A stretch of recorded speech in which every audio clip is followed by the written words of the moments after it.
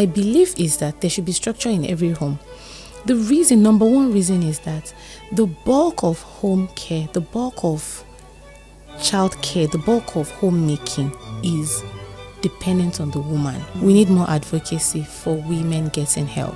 How do women expect to be in shape, raise wholesome children, build businesses and top careers? So when everything is defined, it will be easier for us to say, oh, daddy, this is what you can do based on your work schedule.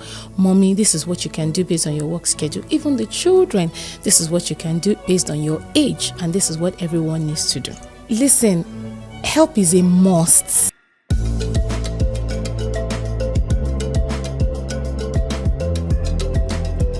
It's time for Families Podcast. Woo! And I'm your host, Isabella Adediji. Here we keep it real when it comes to everything family, parenting, and everything in between. And when you think about it, we're all part of a family, whether it's our nuclear family, our biological family, our spiritual family, our adopted family, work family. In fact, there are so many other families. WhatsApp family, that one too is also there. Families are super important, and it's important we have these conversations where we can discuss the issues affecting us. We can learn from the experiences of others. We can have fun being family members. It doesn't always have to end in fight. Yes, there's a way that we can do family right, and that's one of the reasons why I look forward to this podcast, because our guests come with so much experience, expertise, and the willingness to just share, to just give back, to ensure that we left better than we came. So if you're just joining us here on For Families Podcast, my only question to you is, where have you just come now? Like, where have you been? So you know what to do now. Keep it locked, subscribe, tap the notification button so that every point in time when the episode drops, and follow us on social media. Send us a DM, your questions, your feedback. Is there a topic you'd like us to discuss, or a particular guest you'd like us to bring on the show? I would love to hear from you. Yes, leave a comment or two and tell a friend to tell a friend. Yes, For Families Podcast. And today, I'm really excited about our guest. I'm excited about what we're going to be talking about, because it is something that can help me, help you, and help everyone Structure in the home. How do you run a home without going cuckoo? Because sometimes it feels like 24 hours is not enough. You have to do this one, you have to do that one. Everybody is just tugging at you for your attention. They want this, they want that, and sometimes you just want to run away. Have you ever felt like that? That you know what, I'm just running away, I'll just leave this house for all of you. People should just give me a break. I want to just be myself, take a breath, and just some zen. But there's a way that we can run our home and not go cuckoo, like still have our sanity, still be happy to go back home, not run away from home. So I know this conversation is going to help me gongo, but I know it will also help you, and there's so much we're going to learn. So let's get started.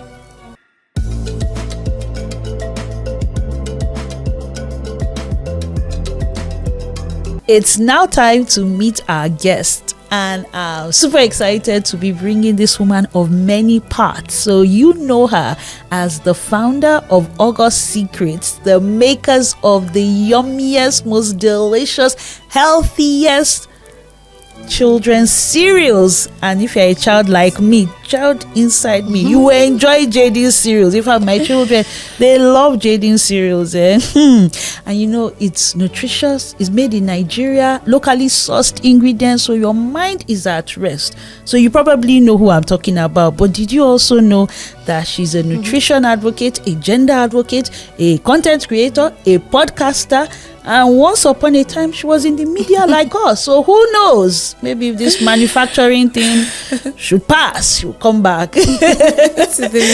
Welcome my guest, Toyin Onigbanjo. Hey, Hey, welcome to For Families Podcast. Thank you so much, Isabella. I'm so happy to be here. Me too, because I invited you and then you were so busy. You are traveling the world. You are speaking at conferences, at summits. You are caught soap for us. So you will tell us, because you can't do all the things I mentioned without having structure in the home. Like you will just run cuckoo.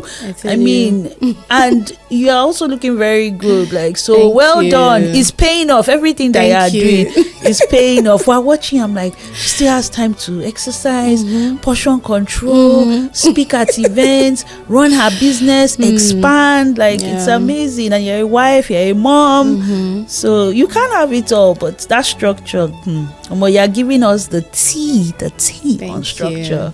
Thank you so much, Isabella. Yeah, you're right. Okay, where do we start from? And you're welcome. I think let's just start from something that I know a lot of moms and dads just feel like, look, I can't take it anymore. Like, too much is expected from me. Where do I draw the line? Where can I get help from? Like, there's no manual. Like, unlike you get a fridge, there's a manual. But how do you just even structure the home, especially with everything happening now? Like, there are things we're going through that our parents didn't have to go through. So let's start from there. Thank you very much. So basically, I think the first thing I'll say is, with everything going on and everything we need to do, first, I think, is defining what success means at the home front. That is very, very essential.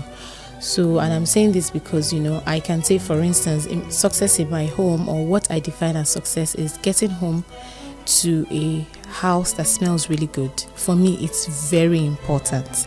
If the house smells bad, it can change my entire day. Like, I'll just be annoyed for no reason. I'll just be sad. But no matter what it is that I went through out there, which out there is not a joke with anyone, right? And I get home and the house smells nice. To be honest, I can say that 50% of everything going on, I'm good. Now, so if success is different with that, even if the kids are turning the house upside down, there's so many things to do, I'll feel satisfied. I'll feel at least 50% of whatever is happening to me. I'll feel distressed. So the real issue here is first defining what success means at the home front.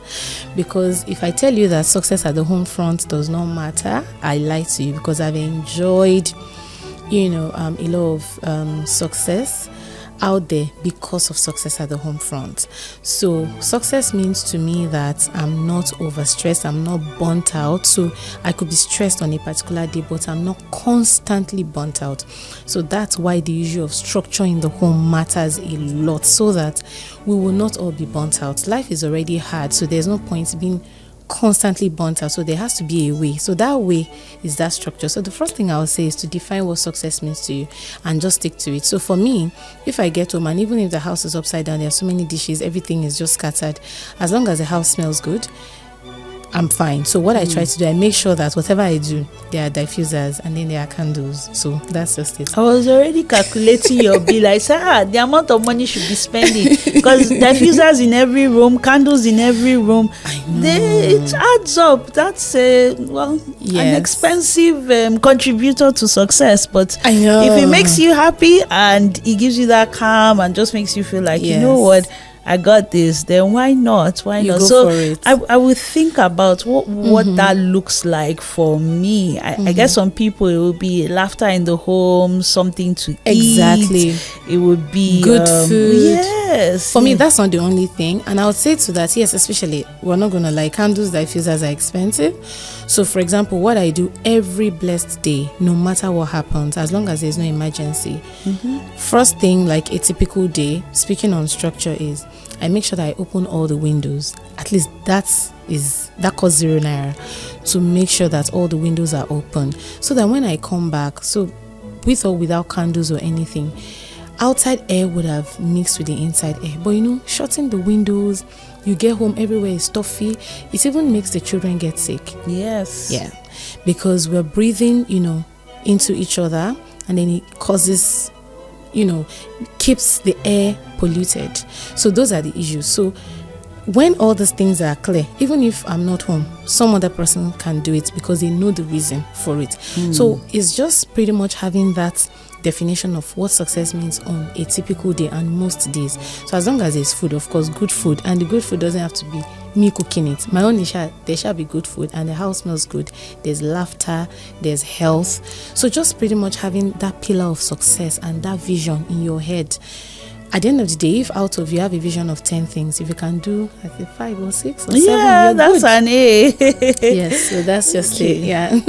Yeah, I'll take that as my assignment. What does success look like on the home front? Yes. But now let's get into the nitty-gritty of structure, because when I think structure, I'm thinking, there has to be some rigid timetable that's 9 a.m. to 9:01 a.m. You have to do this, and and then maybe because I'm a creative, I like that flexibility, but I also know that routine helps. So how do you find that balance between having like this routine but also being flexible enough to make room for life happening, because life does happen without your permission? Okay, thank you very much. So I would say that everything we do, right, the entire world, even from creation, for those of us Christians that believe God created the earth, everything was created with structure. So before now, we used to think structure is only for the office, and then in the house we can do anything. Meanwhile, it's in the house that there's stress out there, and then there's stress in the house. So there should be structure, and then life can happen after that. But there should be structure in every home. So my belief is that there should be structure in every home. The number one reason is that the bulk of home care, the bulk of child care, the bulk of homemaking is dependent on the woman. But should it be? This is a huge debate that by the time we finish all the conversations up and down, we'll still realize that women carry the bulk of child care, home care, and homemaking. This is what we advocate for. We're trying to advocate for sharing of the load, right? For this, not to keep everything on the woman. We can't expect the woman, any little thing, you say the woman is not looking good, she's not losing weight, she's too big, she's too this, she's too tall, she's too short, but you still expect the same woman to, why can't she cook? Our mothers did the cooking back then, right? So our mothers didn't have nannies. Our mothers that did the cooking back then, they were not in the boardroom. They are not in the boardroom. They don't own business empires. They don't own unicorns. Today we'll say women are supposed to do the cooking because our mothers did it. On Tuesday we'll complain about the number of women who are receiving funding across Africa. How can my business receive funding? How can I build a unicorn if I'm in the kitchen busy cooking, cleaning, and then domestic staff wants to finish me? So structure is a must. That's the only way it can happen. That's the only way we can share this load. So when everything is defined, it will be easier for us to say, oh, daddy, this is what you can do based on your work schedule. Mommy, this is what you can do based on your work schedule. Even the children, this is what you can do based on your age. And this is what everyone needs to do. Very important. It almost sounds business-like and methodical, but it's like, what? It's business running a home, so there needs to be some kind of blueprint, and that blueprint is what gives you the structure. So what does it look like for you? Do you have like timetables you work with? Do you have SOPs? Do you have JDs? Like, come, your job description as daddy is to do this. Because it's not only the office. So yes, I do have routines that I work with and that I preach as well. I know how many people I've shared my meal plans with. I know how many people I've shared my domestic staff job descriptions with. I know how many people I've shared a lot, right? And I'm it's like a gospel that I'm willing to share to help a lot of women and even myself as well. So yes, I work with routines, daily routines. So I work with meal plans, and yes, meal plans. I have a lot of meal plans, but I don't follow them. But you see, this thought of what should we eat, I will never live. I already have a full list on my fridge, right? Dinner options, lunch options. So there's nothing like, what are we going to eat? I've taken the picture, a screenshot. Good morning, everybody. Choose what you want to eat. This is what I have available. You can't tell me to be making more money when I don't have beans. I don't have beans. I have only 3 options. Choose from these 3 options. These 3 options will not stress me. At least out of 3 or out of 2, you should be able to have one that you like. So first, I would say that structure, the way I divide it is into 4. So 4 pillars. The 4 pillars, the first pillar is the meal planning pillar, right? And don't forget, it's also dependent on success, the kind of what you define as success for you. So the meal planning pillar includes the fact that our children must eat healthy. That's a number 1. They must too. It's a must. Now, So daddy important. and mommy must also eat healthy. Uncles and aunties must also eat healthy. My husband is 40 plus. I know, as they say, I try as much as possible to say, guys, please, we have to reduce this and that. So if we're reducing soda, for example, that means I'm not buying soda, say for 6 months, except maybe I have visitors, things like that. So the meal planning is nothing so special. It's not anything. Just have a list of all breakfast options in your head, all lunch options, all dinner options. If you have a chef, good for you. Now, I'm even speaking of if you can't afford a chef, right? So this is just basic. With that, there's nothing like, what should we eat today? And out of those options, you know that, every day or every month or every week, this is what you have.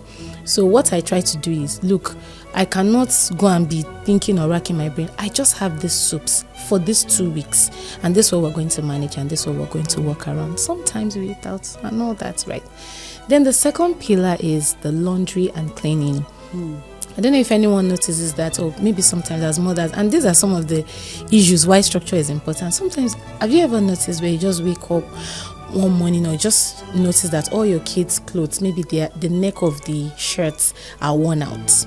You just realize that all the clothes, is as if they don't have any clothes. Meanwhile, in their wardrobe, they have lots of clothes, right? Poor management of laundry if you don't have the SOPs of how you wash your clothes. Your washerman or your washerwoman can just destroy your children's clothes or even your clothes. So a guide for laundry is not bad. Maybe a 1-pager. And if you're the one doing it yourself, maybe you're tucking it into the washing machine and all that guide will still help everybody. It still help you. It will help if it's daddy's turn today, if it's uncle's turn today, and if it's the domestic staff's turn, whoever is going to help. Then of course cleaning as well, it's the same thing. Like the example that I gave, every day we open the windows. It's a must from morning till 12 noon. Right, so that the ventilation outside can, mix. There can be cross ventilation. It can improve the air quality. And then we light candles that are made with, less chemicals. I have vendors where I buy from, and with that, everywhere is just cool. See, no matter what's happening out there, for me, that's the definition of success for me. Like I said, it just helps to calm everything. And the third part is, of course, childcare. We know how it is. We would always, most likely, would need help depending on the age of your child. Me, my kids are preteens, although I have a little child. For preteens, we then need to know childcare also includes the children engagement as well. Sometimes as parents, we just wake up or sometimes we just feel guilty. What are the activities you want to engage your kids in? Again, still all depends on what success means to you. In our house, sports is a must. However you want to do it, if it's football, if it's athletics, it is a must. So at least once a week, or at least even if it's once or twice a month, that is structure. Simple as ABC. Wow. I'm already thinking that that 1-pager is not a bad idea, because let's face it, Christmas comes and nannies leave, or even during the new year or during the year something comes up and you now have to start onboarding new recruits. But if you have things documented, you just give them the documents, and anybody, even a child, to come in okay, to follow the instructions. So I don't know why we're okay doing all these things at work, but when we come home, we just want to rough it and just we'll figure it out. But I think that's so important, and I love the idea of sports too, because that keeps them healthy and active. I think everybody, even the parents too, should be mandatory too. So I'm already writing some things down mentally. Let's talk about getting help, because you mentioned guilt, you're not doing enough for your children, but you also want to get your work done, and sometimes it requires you to step out of the home for periods of time, and then you rely on help, and it's not always from family. Sometimes you do need to get domestic staff. So how have you been able to, first of all, accept that you need help and not let anyone is there help shame you? Yeah. And then how have you been able to get help? So I think majorly what I would say regarding that is we need more advocacy. We need more advocacy for women getting help. I read somewhere, and I think that's just the truth.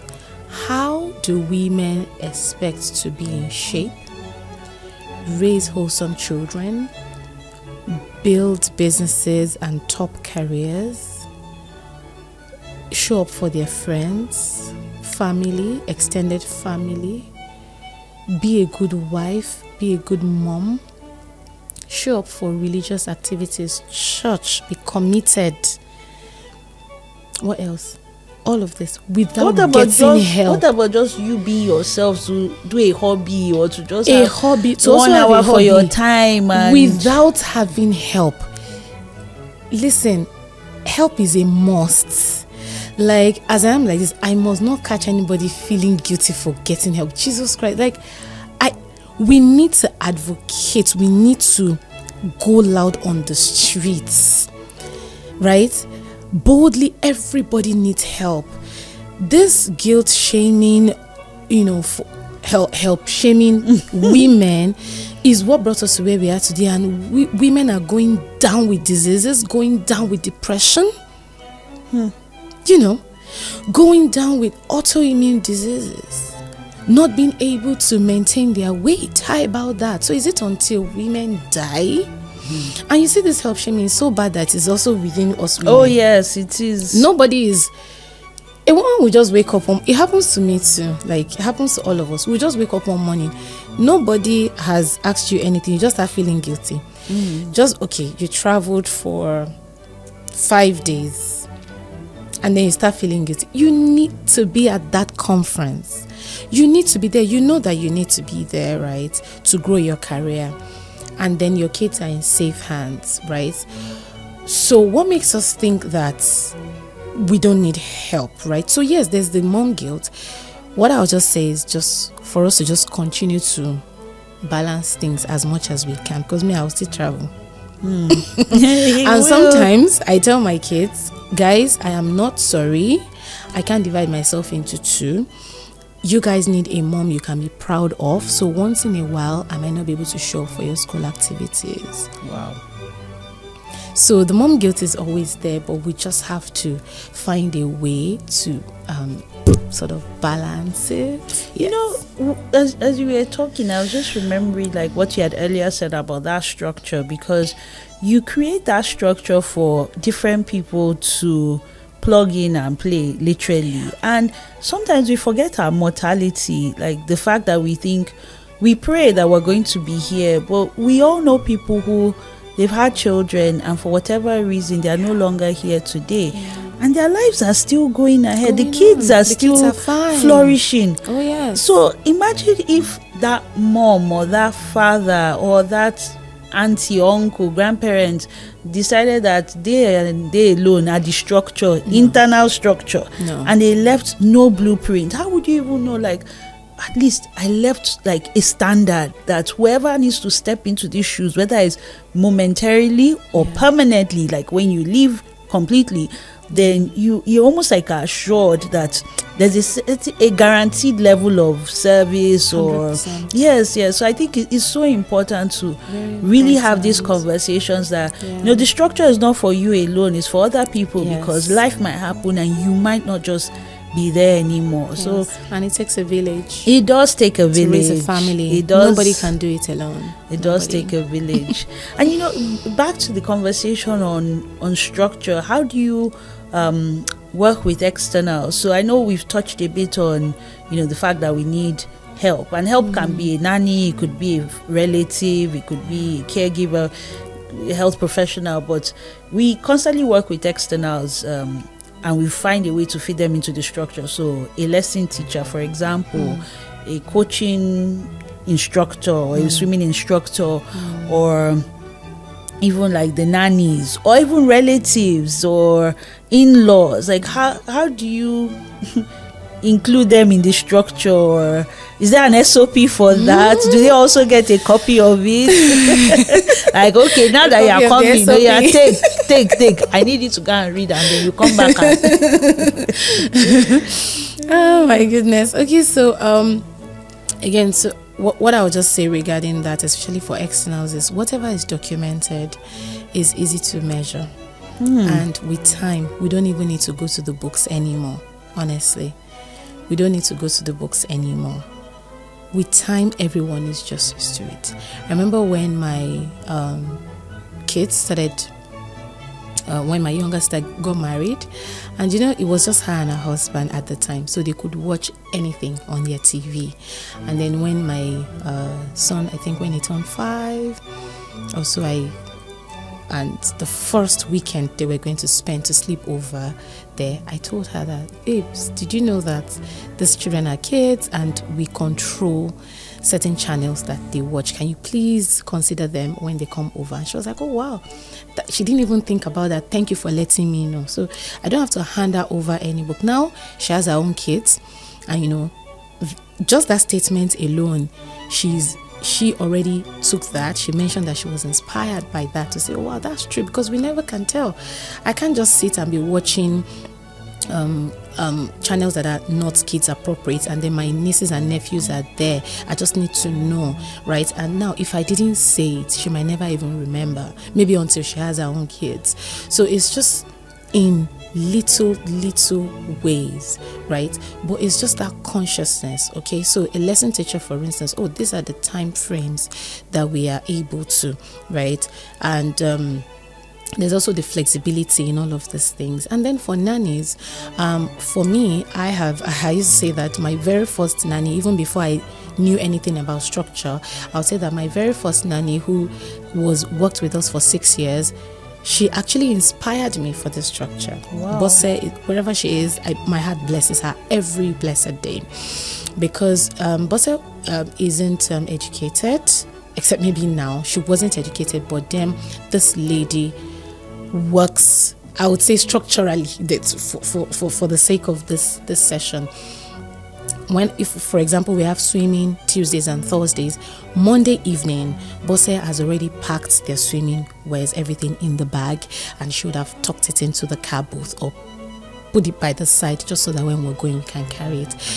That structure, it doesn't have to be like everything written down, just everybody just knows what they need to do. So when she left, she left to get married and to continue with her life, I had to document everything for those who are coming behind, because I'm like, guys, I'm already 6 years old. For me to start afresh, of course, I did need to start afresh because people are not the same. So that was when I then started to train. So I do a proper onboarding and training for my domestic staff.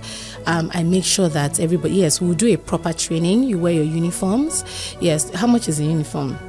Do you understand? Anyone who can buy a wig, can do all these things. Do you understand? So it's not really about the amount, right, that it costs to create the structure. Instead, it's more about the advocacy for us to know that in our everyday lifestyle, we can create structure in our home. So yes, some of them get surprised when I say, I do a week onboarding and I put you on probation. Yes, I do. We've had people who will come in and say, I didn't know how that climbing the stairs is going to be hard for me. Darling, sorry, there's stairs in my house. Please use this 1 week to get used to it. If you know you can't cope, then you have to go. So it's as little as that. So working with externals is still the same thing. It will get to a point we don't need to document, but the very first week, the very first 2 weeks, it really does help to give them the book to read. And I always say that as much as possible, that's for me, to make things easier for me, because of how busy I am. I cannot hire someone who can't at least read. You should be able to read. This is a girl, Yes. Just basic like that.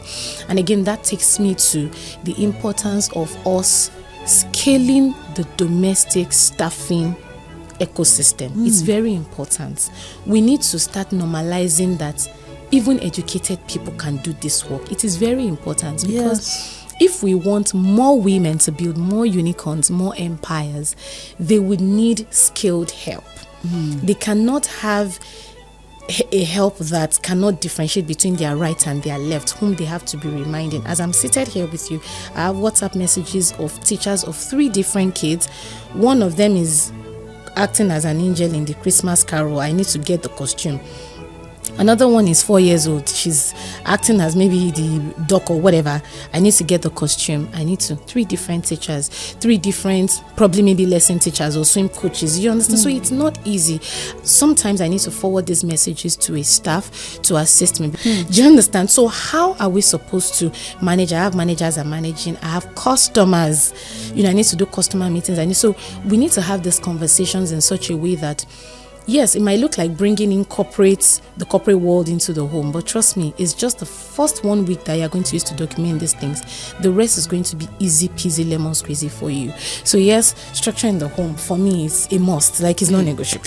Easy peasy lemon squeezy. Hey, yes, please. So where do we start from? Because I'm already like, hey, 1 week on boarding, probation period. Like I'm going back in the office. Like some people are watching and they don't have one single document anywhere. So how can someone start from today? Like practical steps to start to build their own structure. It might not be as detailed or as elaborate or maybe for the stage of their family, but where do we start from? Just start from the one that stresses you the most. Because remember, chronic stress is one of the top leading causes of diseases amongst women. Those are what induces chronic stress, induces diseases, induces constant sickness, right? So whatever stresses you more, start from there. For some women, see, if you can take away meal planning from them, I'm telling you, you've blessed them. And I know a woman like that is watching this, right? If it's cooking, food, all this, what should we eat? Mommy, I can't eat egg. My husband likes more in the night. If you can take cooking from them, their structure is done. No need for any. If it's laundry, they know how to figure it out. All these long things, they know how to figure it out. So for different families, it's different. Just pick the one that you know that gives you like headache, the biggest headaches, right? And address it.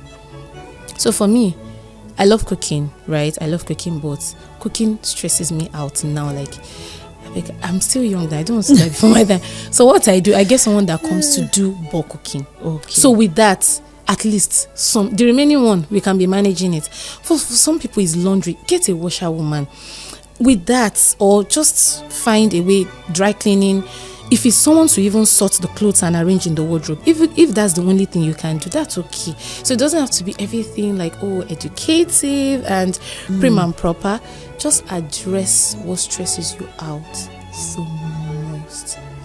I'm already thinking about plenty things that stress me out the most. And I'm like, okay, where do I start from? It's giving me a lot to think about because instead of always complaining, shouting, saying the same thing over and over and over again. Maybe just over and over again. Maybe it's that one. The one that one. Yes. Maybe that one. And just have like a document or a piece of paper that once you have done this thing, just tick it. Yes. And this one tick it. Some people have like inventories where they are holding their staff to very high. Yes. If something high standards. In the house, yes. Every time. And we women, I think we take on too much than we should. Some people have 2 domestic staff and they are still stressed. Why? You can afford to pay, but you can afford to pay and you are still stressed. Why? Do you understand? So you're just stressing yourself on nothing. So in this case, money is not the problem. Yeah. Sometimes we also don't like to delegate. We'll say no. It's only me that do it alone now. Then stress alone. Do you understand? So I know that it's stressful, right? But I think we women, we need to learn how to okay, you know what? What is the main thing that is making me stressed the most in this house? Okay, Yoruba people say when 2 logs of wood or 3 fall on top of each other, you start with the first one over before you go to the one. Okay. So the one that stresses you out the most, just look at it and just write it down. If it's biliki, don't keep me in this house. Make sure that you always bring out the soup on time. Do you understand? Yes. Do you understand? Like, it's as little as that, all right? So, and then to also just remind ourselves to not take on too much than we can take. I think it's something that we need to constantly. That thing about boundaries, like how do you, because you can have this structure, you do this, you do this, you do that, but then life happens. Maybe someone is ill and requires more of your time. Maybe you have to spend time out of the home because of work, and you find that you're not able to follow the structure to the T. How do you then adapt it? How do you then maybe make an alternative structure, or does the structure also have the flexibility? Because sometimes you just don't even have the physical strength, or you just don't want. Yes. At that point, please just ask for help. This question on top of my head, I'm quickly thinking, what can we do? What can we do? Sometimes we women think that, we have all the answers. It's okay not to have all the answers. I think an example of flexibility is, there's a friend of mine that I really admire. I learned, again, structure. We learn all these things from one another. Oh, yes, we do. It doesn't do. have to be written down. In our house, no child stays awake after 7 p.m. That thing, I think is the same friend we're talking about, but I don't know how she does it. It is possible, 7 p.m. It is possible, they honestly. I've seen talk themselves into bed by themselves. I'm like, how? I've seen, Isabella, I thought it wasn't possible. See, until I saw 2 friends. I don't just want to mention their names, it might feel embarrassing. 2 friends. I'm serious. I got to their house. There was one I got to her house 7:30. I was like, where are the kids? And they're like, kids? They've gone to bed. Boundaries. Wow. You see, if they can do it, we can. I can, right? Omo, as your rep will say, move 4. I was like, excuse me, 7:30. All the kids are in bed. Guess what? She's sipping wine with her husband. Is the same friend. friend. I don't have time with my husband. I'm always tired. I'm always stressed. Yes, because you lack boundaries. Because your kids are awake 10 p.m. You will be stressed. I can assure you, you will be stressed. So you see, maybe the structure that's in this case now, maybe the structure that mom needs is setting boundaries. Only your domestic staff is giving you stress. You have to. You can afford to pay 2 domestic staff. Only your 10-year-old, you cannot talk to them. They cannot listen to you.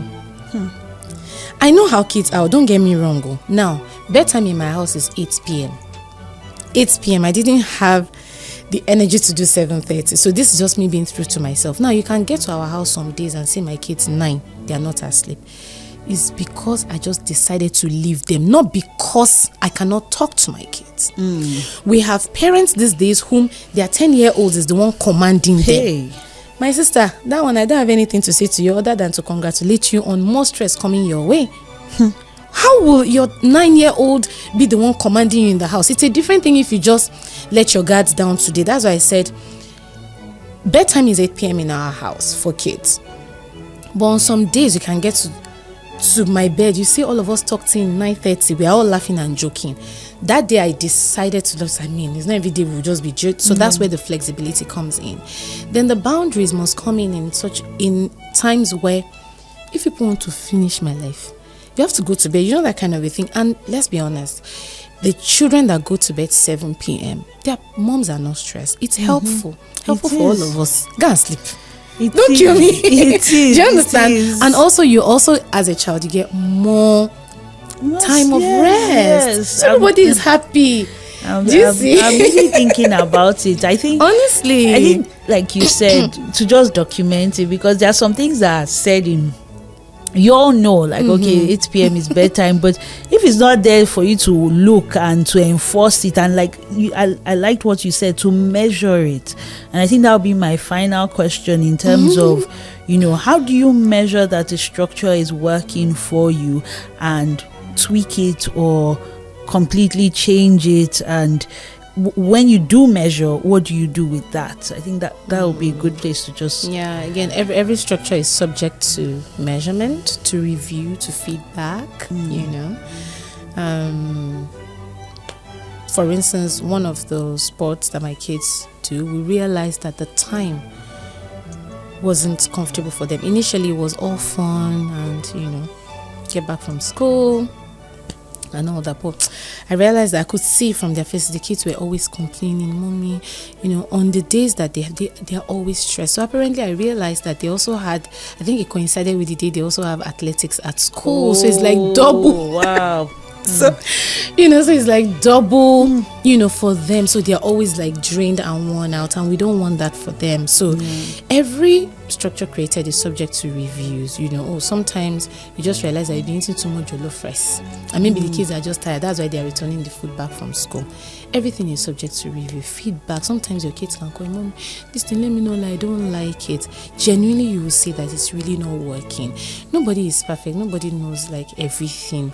All the structure was saying is just pretty much something we get from feedback, something that we see that works, and then subject to review and fluidity.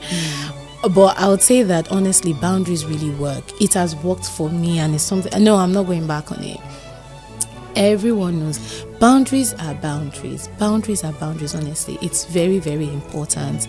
Like I said, we can have kids. Sometimes these children, you've tucked them to bed. Let me not lie. You've tucked them to bed, though. Everybody has gone to bed in your mind. I've woken up before and I've seen my kids 11 p.m. Wow. Chatting, gisting, laughing. Wow. Do you see? Meanwhile, in my mind, we observe our age. So these things happen, right? Yes. If we're to be very honest with ourselves, nothing is perfect. But now, when I opened the door and they saw me, I didn't even say anything before they knew that they were in soup, because bedtime is 8 p.m. Simple as ABC. So even if I don't say anything, you already know that you're in trouble. So what I did was that I seized their laptops. That was a punishment. I seized their laptops, I think, for about 3 months, except for school. Wow. So no devices, no laptop actually for 3 months. Of course, we're able to get by for the TV during the weekend. So that's just it. Already you shall know, when you're in trouble, you know. Wow. And everything is not beaten. You already know. Honestly, the reason they knew is because we put a rule to the ground. So if we don't put a rule to the ground, what are you going to tell them to do? Thank you so much. I know I said I was going to learn, but I didn't know I was going to learn this much. Thank you so much. I'm leaving with the assignment. Just go and write it down first of all. Let us all be seeing it on the paper, so we can go back and say, okay, have you done this? Have you done this? Have you checked it? Then after a while, it becomes like clockwork. And that flexibility, being open to feedback to see what's working and what's not working. I even think I need the structure, not just the home and the family, but. Thank you so much, Toyin. Thank you so much. My pleasure. Thank you. Thank you for having me. Thank you.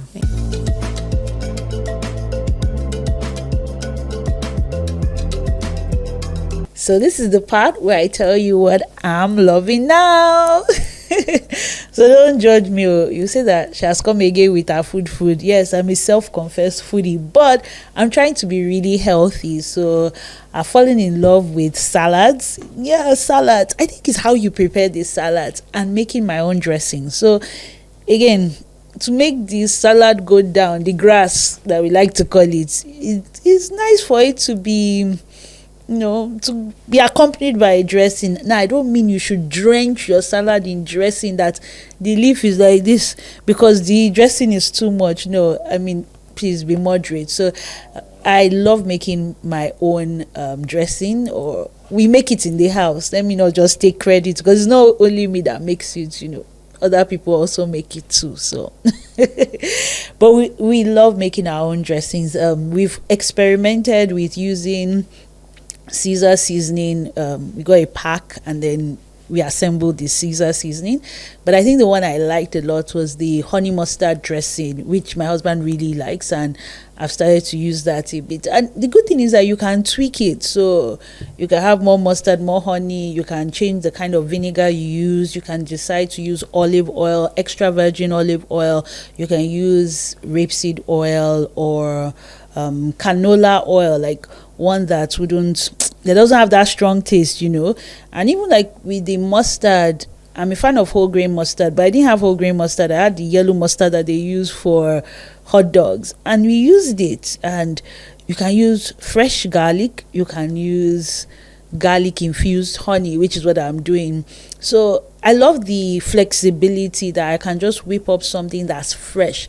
So instead of waiting for the next person to come and buy me salad dressing from the abroad, I can just whip one or two things up. I can check recipes online, tweak it, and I even want to do more. So I think I will go and get some more vinegars, like not just white wine vinegar, but maybe rice wine vinegar, try a dressing with that, and also apple cider vinegar, and of course balsamic vinegar.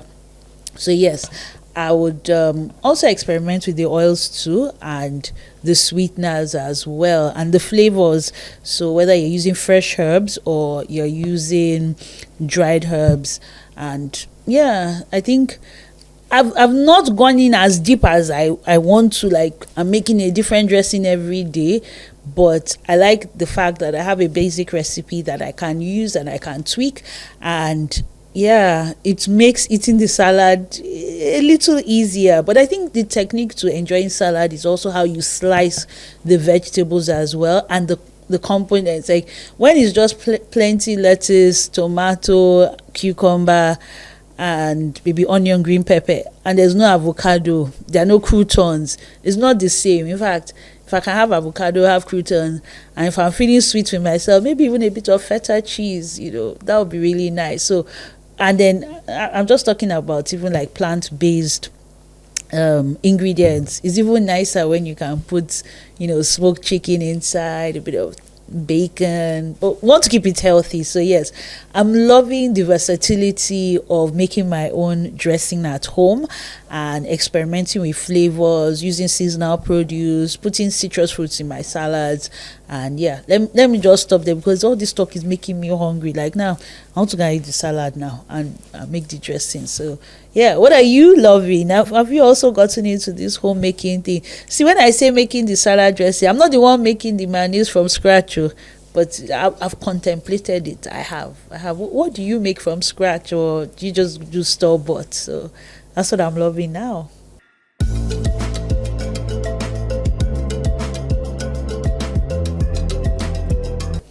This is the part where I answer your burning questions. So please feel free to slide into the DM, leave a comment for us, ask questions, and I'll try my possible best to answer it. And even the days when I don't have a question, I will use this opportunity to bring out things that I want us to think about, things that have been like, if I could ask a question on For Families podcast, this is the question I will ask. And I think today is one of those days where I was just thinking about how we as a society, how we raise our children to view other people who are different from us. And when we really think about it, we're all different. Some of us are short, some of us are tall, and some of us are light-skinned, dark-skinned.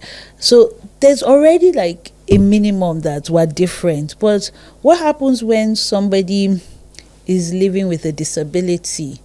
That person is different the same way that we're different in terms of our heights, but there's a way that sometimes, maybe out of curiosity, that children will just stare. So someone's arm has been amputated, or someone's arm is bent, or they're in a wheelchair, or the person is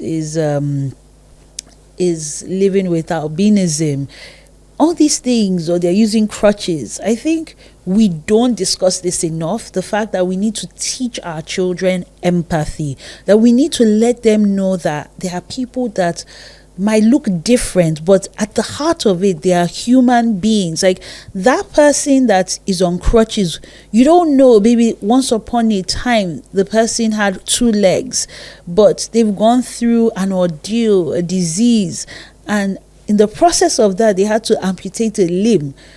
So, or someone that can't see or can't hear or has problems speaking or is neurodivergent, we really need to teach our children that people are different. People will view the world differently. People will come in different shapes, sizes, colors, and it should be of empathy and understanding. And find a way not to, you're just staring at someone. Imagine if you went out every day and someone was just staring. It's a lot. The person won't even want to go out again. So can we just be mindful? Like, I think the best thing you can do is just to relate with people as normally as you can and not make whatever thing that you think is making them different be the thing that stands out the most. So if we can do that, but a step further, we can model it too. So how we treat people who look different, who are living with disabilities, says a lot. And one way we can do that is also to show them films, books that are inclusive. So it's mainstream. To show them artwork that are inclusive, to show them people who are living with disabilities or who look different from us, who are doing amazing things, like very, very important. And I know that if we have this empathetic mindset, then even the other people will not feel like they need to hide themselves, that they can be themselves. And just resist that urge to always stare. Just resist that urge to always ask. Sometimes that person might be tired of answering the same question over and over again. Oh, why can't you see? Why don't you have a leg? Why don't you? No. Sometimes that curiosity is not needed. You can go and research about it. And if the person doesn't want to share, that's okay. And if they want to share, let them do it in their own time. I think if we approach people in a very respectful manner, then they can, even without asking, just decide to share. Or they'll just be appreciative of the fact that you didn't make it a big deal and you continued the conversation and you made them feel like it's not, they are normal, because indeed they are normal. They are just like us. We are different. Even me that I'm talking, I'm different. I wear glasses. Imagine there was a time when wearing glasses was seen as being different because not everyone was wearing glasses. So if we can look at it that every one of us, we all live with additional needs. So instead of framing it as special needs, that we all have additional needs and we're different, then yeah, I think we'll have a more compassionate society where everyone feels truly included. So yeah, if you do have any questions or there's something that has been bothering you and you'd like me to address or talk about, then I'll be more than happy to answer. Try my best to.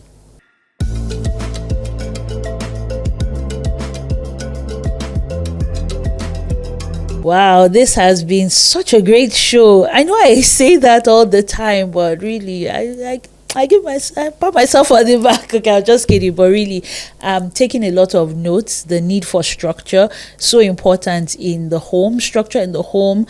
If we can prioritize structure in our businesses, then why not in our home? And also knowing that structure should be reviewed, it should be measured, and feedback is important. It's really important, and it also helps with onboarding because we might not always be around. We forget our mortality, but that's just the truth, that we might not be around all the time physically, or it could be momentarily. We have to travel, and life must go on, and our children, our families, our homes deserve to be run at an optimal level. So you writing it down, like what our guest said, start with that thing that gives you the most wahala, the most headache and trouble, and write it down. And then you now have a process, you have a structure that anyone else can look at it and run with it, and then it's flexible. You can adapt it. Just because you have said the children must go to bed at 7 p.m. It doesn't mean that on some days, like the holidays, you cannot extend it to 7:30 or even 8:30. but there's structure. I think that's something I am personally taking with me. And then when it comes to what I'm really loving now is the fact that I'm more intentional about my health, and I'm making a real commitment to eat green, eat salad, eat grass, like people like to call it, and to make it a sweeter experience, make my own dressing. So I know exactly what I'm putting. If I want more of the herbs, more of the honey, more of the mustard, I can make it. And I've not learned how to make everything from scratch, like how people make mayo, but I'm glad that I can assemble, products and ingredients and make a dressing. So, and the goal is to eat healthily. Yeah, to be a healthier eater. Yes. And of course, I'm so big on inclusion when it comes to how we view people who look different or who are living with, I don't like to say special needs, but additional needs. I'm wearing glasses. That's an additional need for my sight. For other people, the additional need is crutches or wearing a brace or wearing sunglasses to protect their eyes from the sun. So we just really need to be compassionate, and that curiosity that we have, we just need to just tame the urge to ask questions. Google is your friend. AI, go and find out what it is and let people be, and let them feel normal and feel like they belong, and don't single them out to be bullied or to be questioned or just stared at. Nah, we need to do better as a society. And I hope like this episode has inspired you, and I know it has inspired me. So I'd love to hear from you. Slide into my DM, slide into our DM. Yes, leave a comment or two, subscribe to the channel, share the links, let people know. Don't keep all the good news to yourself. Don't hoard for Families Podcast. Go and shout it on the mountains and on the hills. And I can't wait to come back next week with yet another episode of For Families Podcast. I remain your host, Isabella Adediji.